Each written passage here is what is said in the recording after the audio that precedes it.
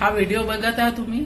किती जोराने त्याने अमानुषतेने त्या स्त्रीला मारण्यात आलंय.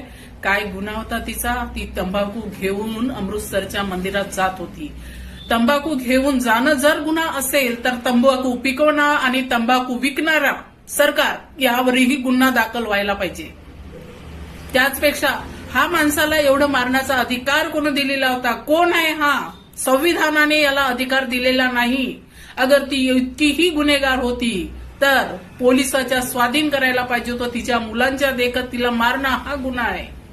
ही आहे का आपली स्त्रीची जी इथे मान मर्यादा देवी म्हणून पूजल्या जातं? ही आहे का ती स्थिती? कोणी अधिकार दिलेला याला मारण्याचा? आणि त्याही पेक्षा विटंबना बघा, आपल्या समाजातील कोणीही व्यक्ती बाहेर निघाला नाही आणि कोणीही त्या गोष्टीचा विरोध केलेला नाही. गुन्हा एक इथे गरीब होण्याचा आणि दुसरं अशिक्षित होण्याचा.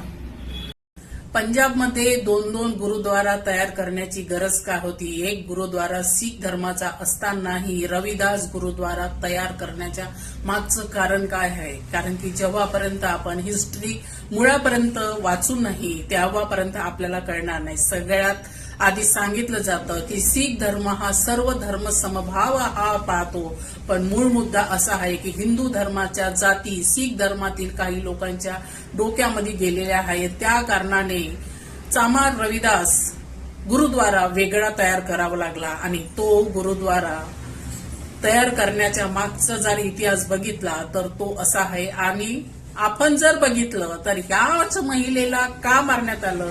कारण की ही गरीब होती, कपड्यानं गरीब होती. उद्या एक दिवस असा येईल की हे शिक्षित नाही आहे, त्या कारणाने तुम्हाला मंदिरात गुरुद्वारात तिथे जाऊ दिल्या जाणार नाही. तोही दिवस लवकर येणार, कारण की